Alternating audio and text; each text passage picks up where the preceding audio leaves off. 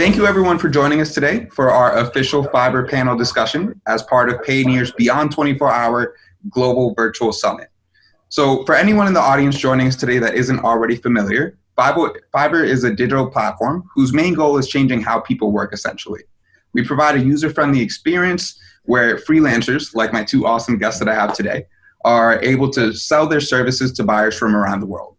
So today we'll be chatting with two pro freelancers on the platform to talk a little bit about their journey as Fiverr sellers. We'll be touching on their backgrounds as freelancers, what exactly it is that they sell on the platform, and what they do to ensure that they're consistently standing out in an ever-growing marketplace. So before we begin, I'd like to just start off with some quick introductions. First off, my name is Brandon. I'll be the host for today. I'm a Customer Success Manager here at Fiverr. So as part of the CSM team, I work primarily with sellers to help them scale their business on the platform. So that means ensuring that their services that they're providing are as optimized as possible, assisting them with any sort of various order issues, and in general, just providing them with sort of a point of contact to help them achieve as much success on the platform as possible. I'd just like to take a quick moment to thank Payoneer for hosting such an awesome event, and also you two, of course, for agreeing to join our panel today. So without further ado, I'd love to give you both a chance to properly introduce yourselves to the audience. We'll start off with Maddie. So Maddie, if you could just please be so kind as to let the audience know where you're from, what exactly it is that you do, how you heard about Fiverr, and how long you've been working on the platform. Absolutely. Thank you, Brandon. So hi, everyone. My name is Maddie Cohen. I'm based in Duluth, Minnesota, and Los Angeles, California, mostly Minnesota right now during the pandemic. I've been hanging out up here. I'm a content marketing writer and copy editor. So for the last 5 years now, I've been working both on and off of Fiverr, writing all kinds of different types of content for clients and editing as well.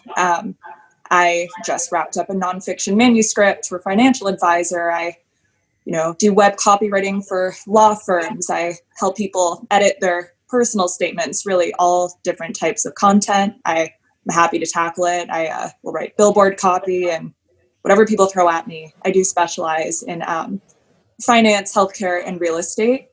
I've found that these industries are super, they're obviously relevant, but they're always, there's always work to be done in those industries. And I feel very lucky to have, my business during the pandemic. And yeah, it's been wonderful. I heard about Fiverr on through a Business Insider article. I remember I was 20 years old sitting in my kitchen. I read about, freelance platforms and how they were on the rise, and I made an account and kind of forgot about it. But a few days later, I had my first order. And since then I've racked up, over 1,800 reviews. So it's been awesome. Amazing. Over the last 5 years to see everything grow and build my business.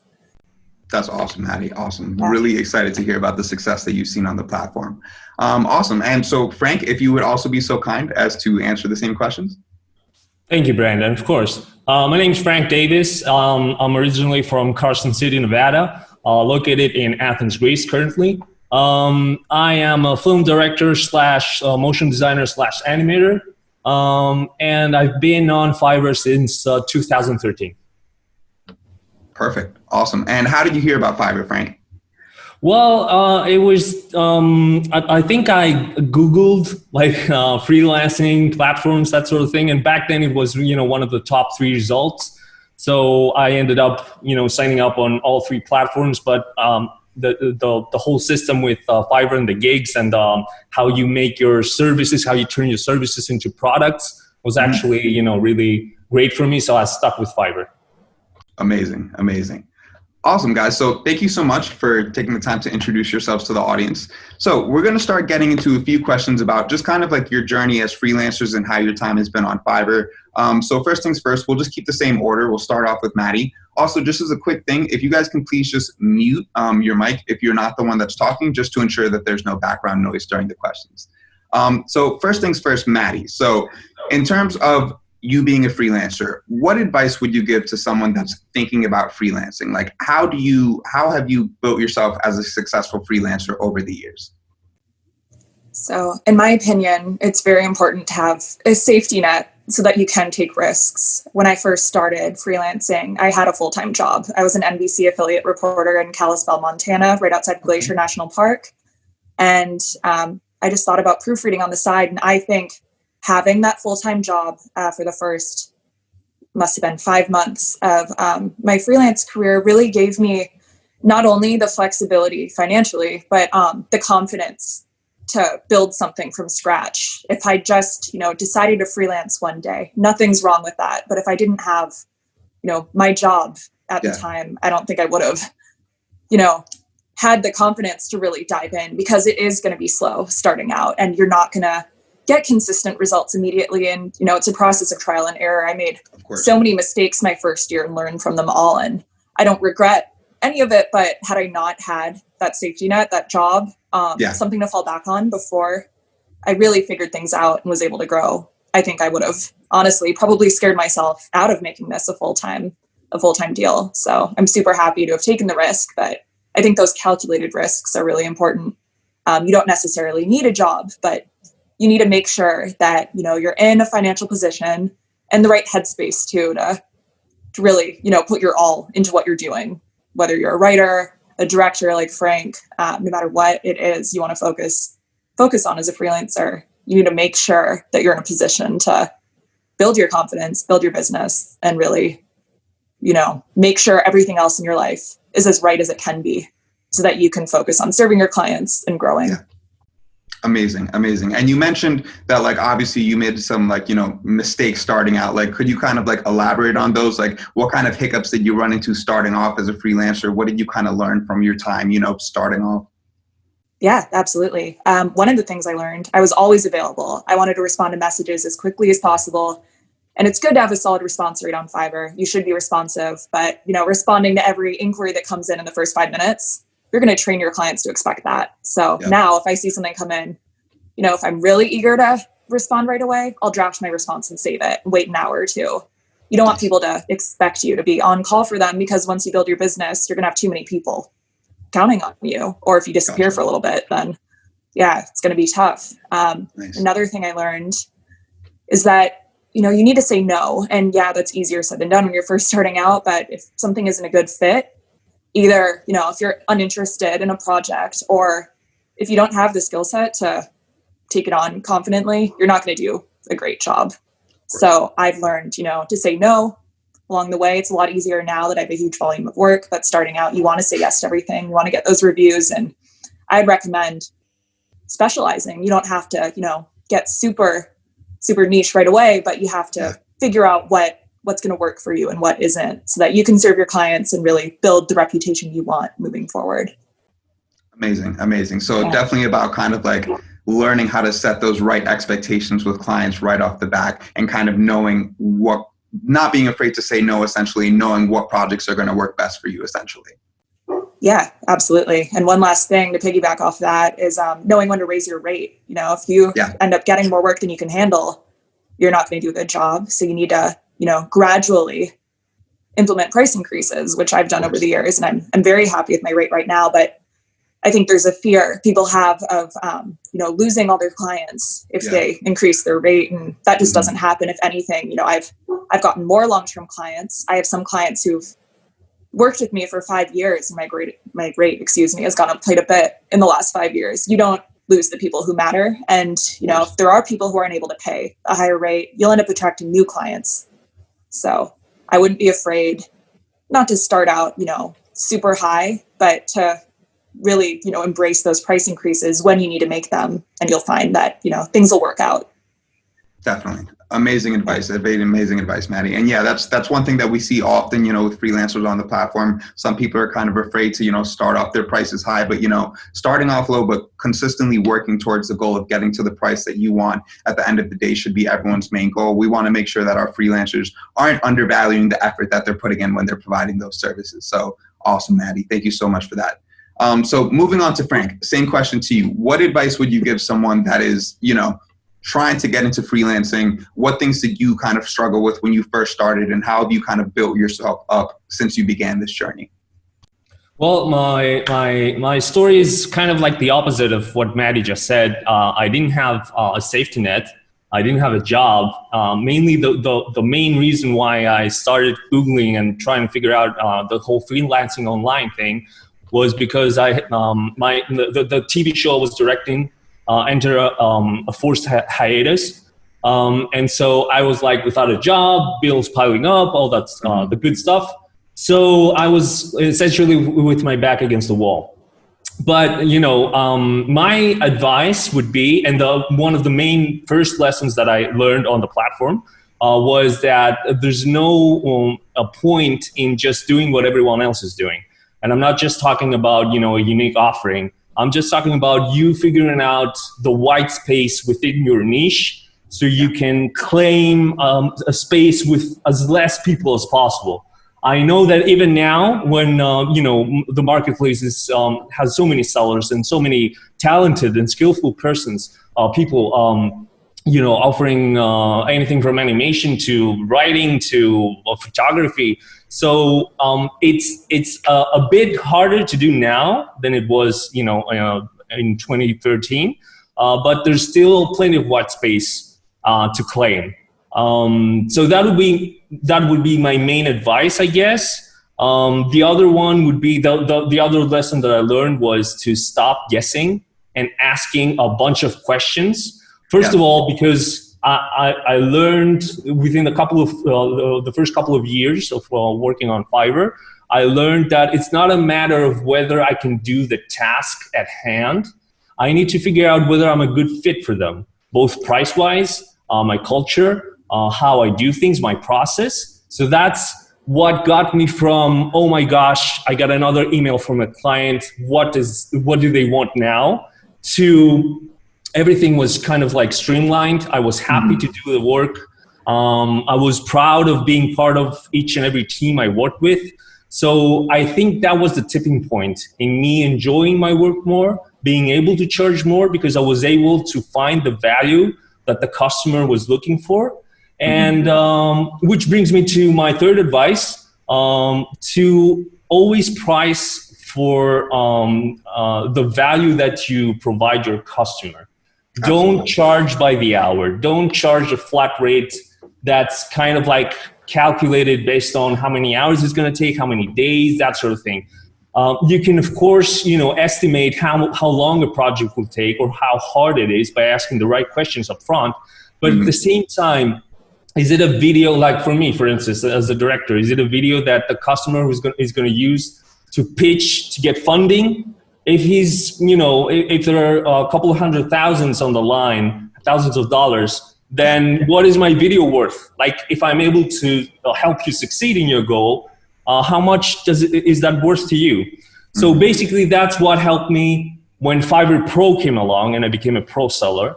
That's what kind of like changed things for me, and I was able to, hit 5- and 6-digit projects.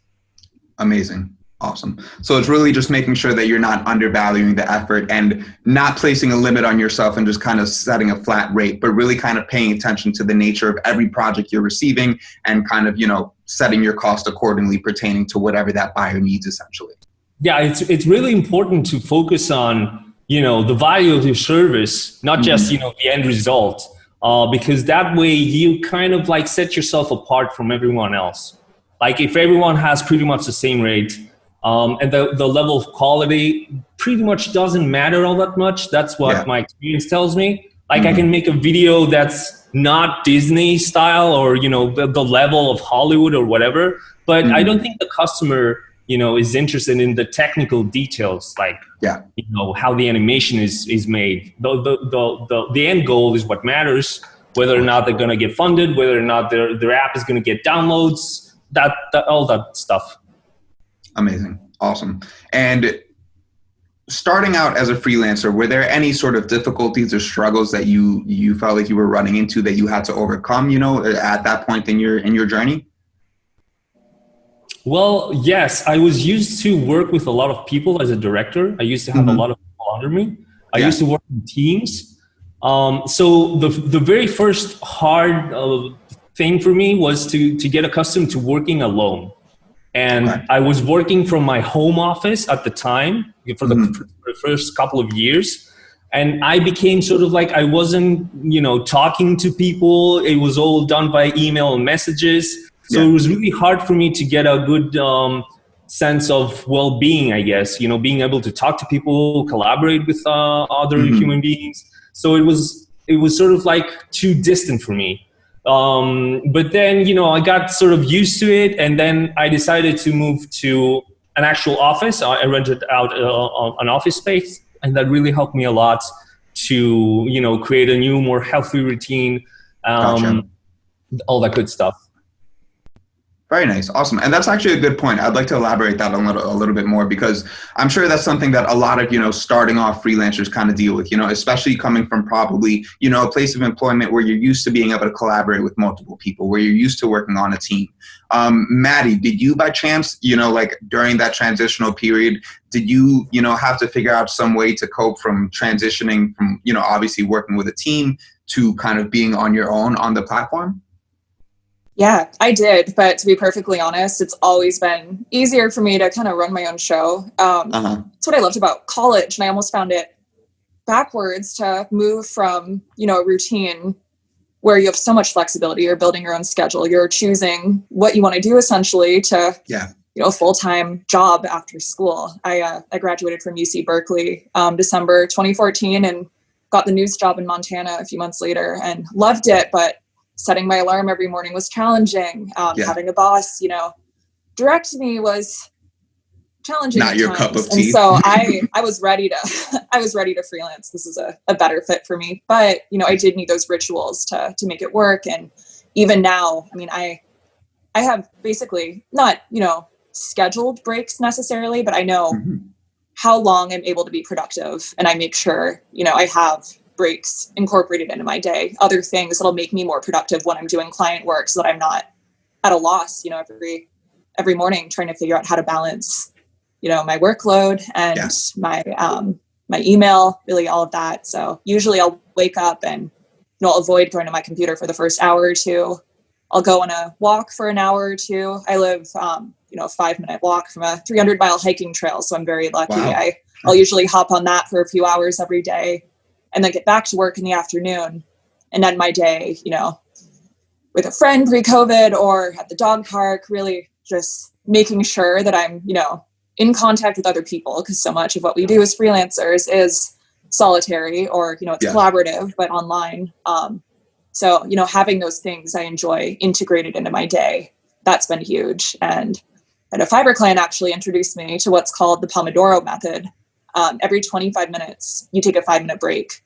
And then I think every few hours, you take a slightly longer break. But that's been huge for me, too, because as a writer, you can only be super productive for so long before you start to burn out. And having those planned, super short, breaks has been extremely helpful. I have a guitar upstairs and a drum kit, and I'll usually hop on there every 25 minutes and bang something out and get back to work. And so no matter what it is you do on Fiverr or elsewhere as a freelancer, I think making sure you're, taking time to yourself and really, recharging periodically so you can deliver your best work, that's key. And without that direction, without building your own schedule, you might find it challenging at first. So I think, you got to figure out your rhythm. And once you find it, stick to it, and you'll get in the flow of things. That's awesome. That's awesome. Yeah. And that's, obviously working with freelancers, and especially, starting off as a freelancer, it is kind of that feeling of like, hey, I'm not working at an office anymore. I don't have a rigid schedule. I can kind of plan my time as I so choose.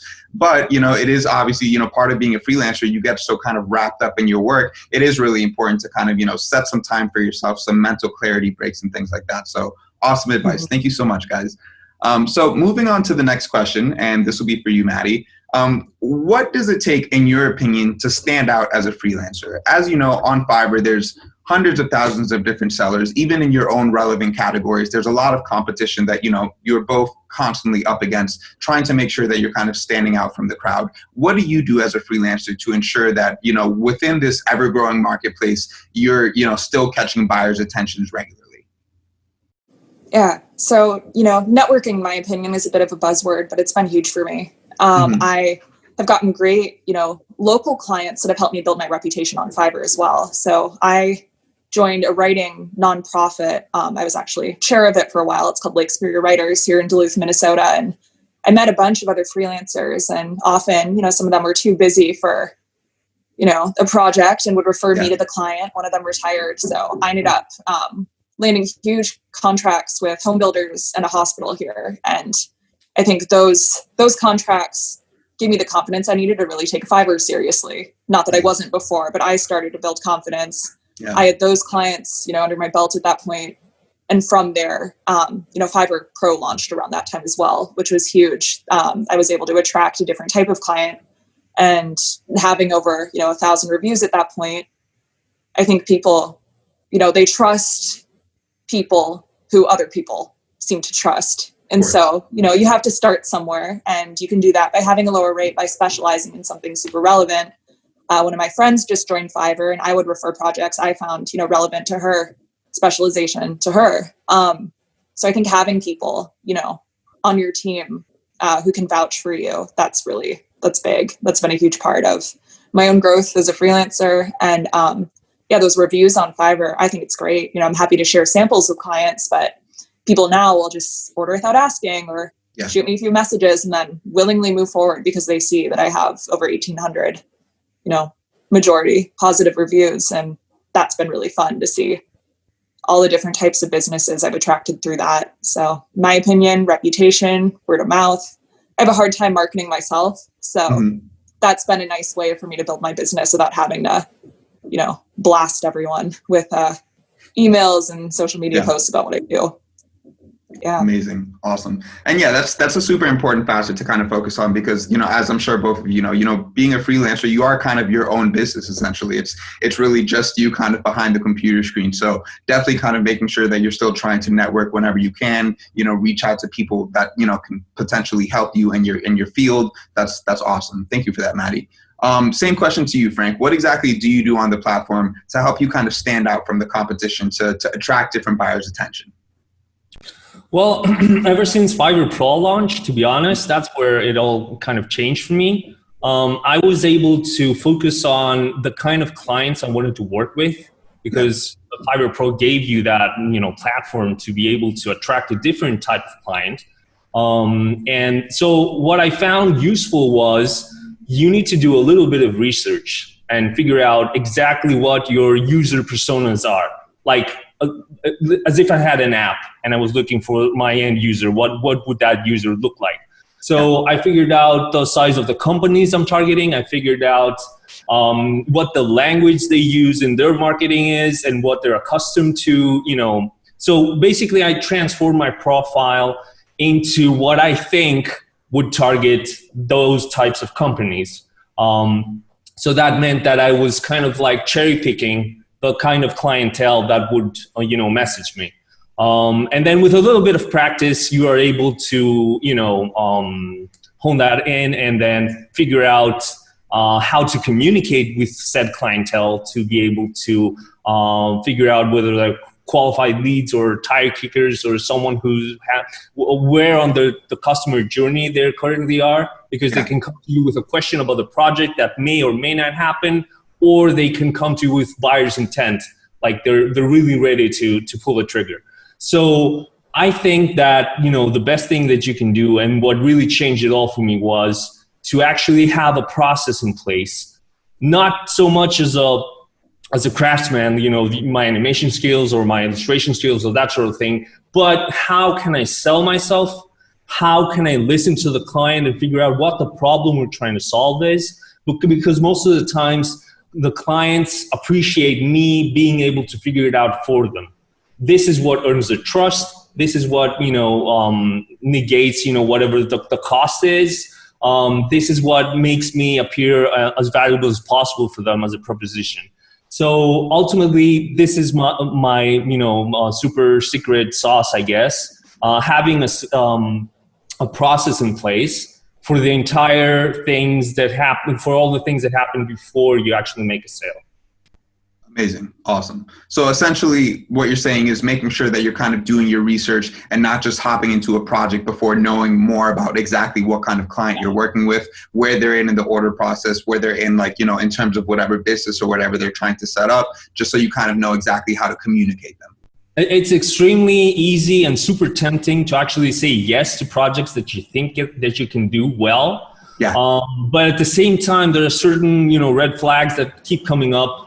And that if you learn to recognize them, if you learn to figure out the patterns, and then, figure out, have some, tiny scripts on the side, like what can I say? Not so much as to convince people to buy from you, but, to figure out what the process is in order to get to that aha moment that tells you that you're a right fit for this project. Amazing. Awesome. Thank you for that, Frank. Cool, guys. So really appreciate that. So moving on to the next point that we kind of want to discuss. So obviously, being on Fiverr, both of you have been on Fiverr for, a few years now at this point. I'm sure you guys have seen, the market trends kind of change, the platform change in general. So for Maddie, what changes have you been, seeing across the freelance industry as a whole? And how exactly would you say those have affected your business or industry? Yeah. So what I'm noticing, and this isn't, great for everyone, but it's great for freelancers and certainly great for Fiverr. Companies rather, are downsizing. I found that, people are laying off some of their marketing team members and hiring freelancers. So I've essentially jumped in and replaced people who were once full-time, doing things part-time for a variety of businesses. That's, challenging for certain people, definitely, but I'd love to see, really high caliber businesses, go to Fiverr and look for freelancers. And regardless of whether companies have made changes to their teams, I think people are just starting to, trust consultants and freelancers more. It's becoming the norm. And so instead of, assuming that a freelancer is freelancing because they couldn't get a job, people are realizing that these people, many of them, are choosing to freelance, are choosing to do contract work, and that they do have, a skill set that might be of value to them. So that's been great for me. And I've, been really excited to see so many companies, that I'd heard of already jump onto Fiverr and, reach out to other people. I've had some projects that I've been extremely excited about. Kreindler & Kreindler, the law firm in charge of the 9/11 Victim Compensation Fund.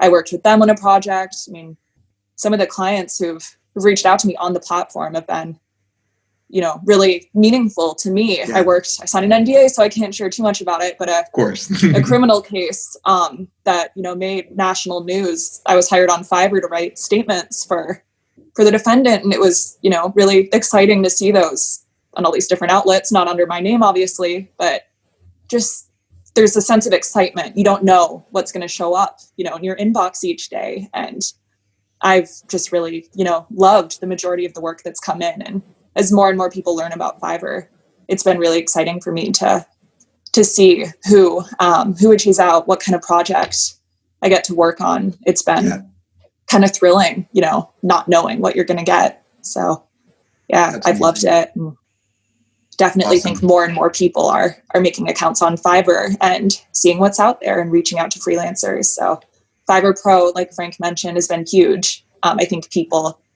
seeing that side of the platform, they're a little more confident in the possibilities that are out there. And they're reaching out to people, and the work has been fun and engaging. And I hope that, I've been able to get back to people too, because I've gotten a lot out of it.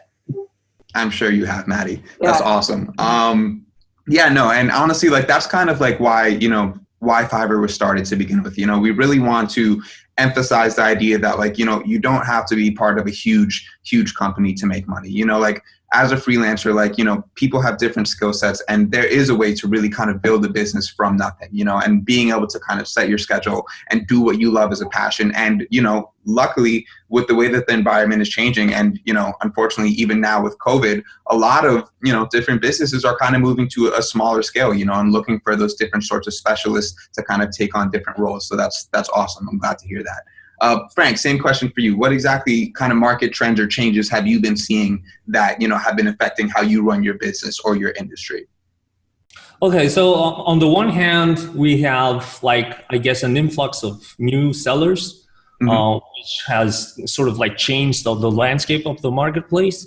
It hasn't affected my business because I have positioned myself way before the whole COVID situation in a way that I'm not in direct competition with at least 85% of the freelancers that are in my niche. But at the same time, I see that a lot of prospects that email me sort of have a sort of kind of competition going on. Like I've been talking to 3 other people. You're in the mix, so you know, what can you do? And by what can you do, they mean price-wise, or you know, bells and whistles and that sort of thing. So I try to distance myself from that sort of thing. You know, I don't compete directly with other people. Nor am I, you know, in a place where I actually need to drop my price in order to get a project. Thank God. But on the other hand, the cool thing about this whole thing is that companies, even you know, big companies or smaller ones or startups, are actually starting to appreciate personal touch more.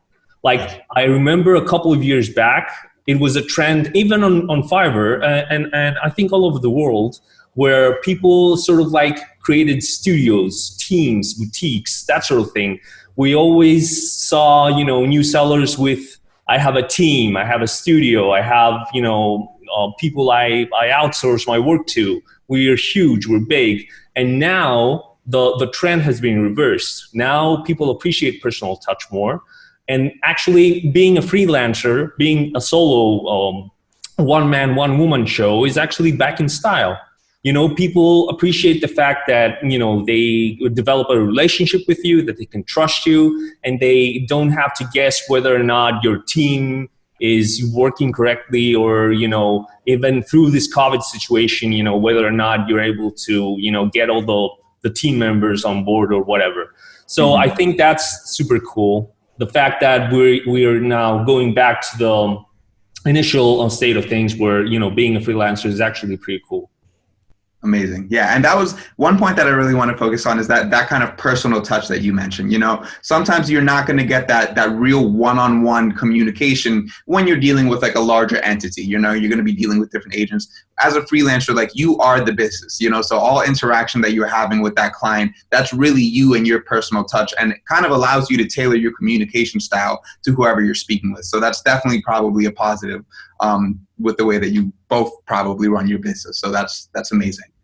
Cool. So Maddie and Frank, thank you so much for all of the information that both of you have provided today. I'd like to give both of you one last opportunity, if you'd like to share any sort of, you know, last conclusionary words or any sort of wise words of wisdom to any audience members watching today, you know, kind of like last statements or anything that you'd like to give them in terms of, you know, their freelancing potential journeys. Yeah, definitely. So, you know, I want to thank Fiverr, first of all. I wouldn't be where I am today without it. And I want to let, you know, aspiring freelancers or people who are just starting out know that, you know, if you work at it and you're good at what you do and you're committed to what you do, it'll come. You know, money is taboo to talk about often, but I think it's important to be transparent. People don't necessarily know how much they can make freelancing. And I, you know, started out averaging about $2,000 a month as a freelancer in 2015. I now make, you know, consistently over $10,000 a month as a freelance writer, working for 5-hour days. Amazing. So yeah, the money is there. If you want to start doing this, it's going to take time, but I don't even think I could make as much at a full-time job as a writer necessarily. Yeah. Obviously there are exceptions. So, you know, if you're wondering whether this is viable, so many people ask me, you know, how do you make it work full-time? Is it even possible? It is.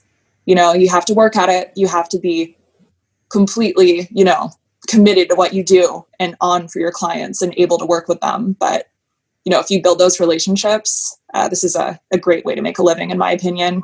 I don't see myself going back. I want to, you know, see where I can take this, and I'm very grateful to Fiverr and all my clients and to the other freelancers who have helped me figure things out when I was first starting out, and happy to give back in any way I can if people have questions. So yeah, thank you, Brandon and the Fiverr team, and Frank, for sharing your perspective too. It's been awesome the past 5 years to figure out, you know, what this is all about. So thanks.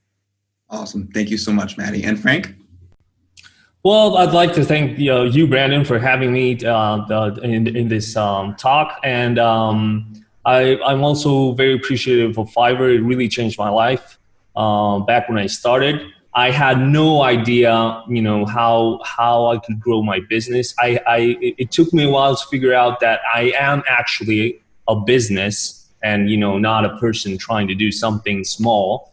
So I think that the most important thing throughout my journey was to figure out that this is a process and that I'm allowed to fail as well, because the first couple of years were not, as consistent. I wasn't as consistent as I am now as a seller, as a freelancer in general. So you need to, I think my advice to anyone who is considering starting, or who thinks that this is like too much work for too little pay, or if they think it's too difficult to do, it's not. Even today, even if the marketplace is a bit more saturated than it used to be, you can still find and claim your spot. And all it takes for you is to be there on time with a smile on your face. And, all you need is one, skill that you can, use to provide a service, and everything else is up to you. Your mentality, your mindset, how you look at things, your perspective is key. Perspective is key. Beautiful, Frank. Nicely said. Awesome, guys. Well, once again, I just want to thank both of you for taking the time to speak with us today. Also want to thank Payoneer once more for hosting such an awesome event. And real quick for the audience, we will be having a live Q&A, which I will be participating in. So I'm looking forward to seeing all of you then. Once again, thank you, Maddie and Frank, for joining. And have a great day, everyone.